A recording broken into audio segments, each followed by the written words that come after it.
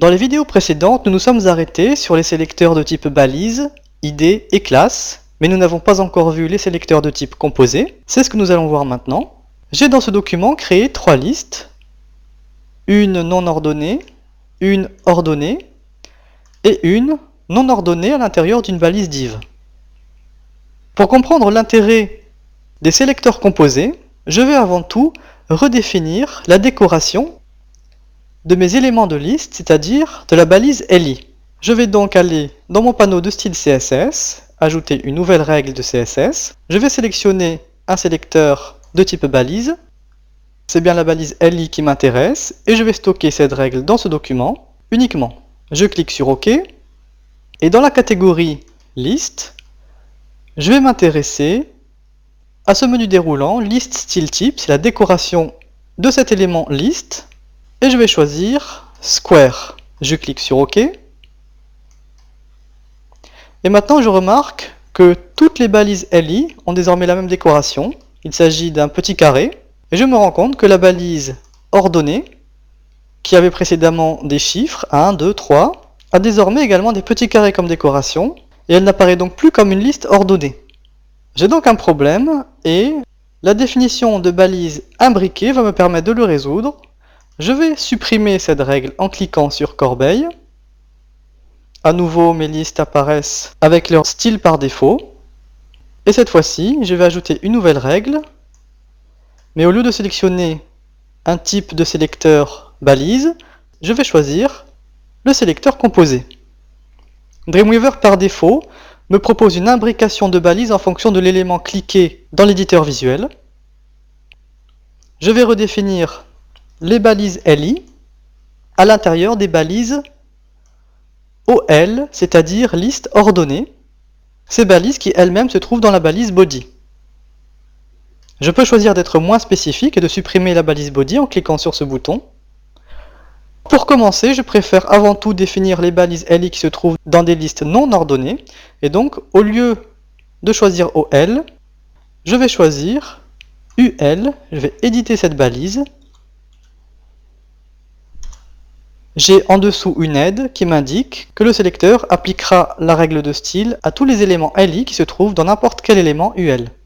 Ma règle sera bien stockée dans le document, je clique sur OK. Et maintenant, je vais à nouveau choisir la catégorie liste, un type de liste square, c'est-à-dire carré, je clique sur OK. Et cette fois-ci, comme vous pouvez le constater, c'est uniquement les balises ul, c'est-à-dire les balises non ordonnées, qui ont vu leur style être modifié. Si je souhaite modifier le style des balises li à l'intérieur d'une liste ordonnée, je dois créer une nouvelle règle, à nouveau en choisissant un sélecteur de type composé. Puisque j'ai cliqué à l'intérieur de la balise OL, c'est bien les balises li à l'intérieur des balises OL qui seront redéfinies, et je vais à nouveau être moins spécifique et supprimer la balise body. Je stocke ma règle dans le document, je clique sur OK. Et cette fois-ci, comme style de liste, eh bien, je vais pouvoir choisir autre chose. Par exemple, des caractères romains.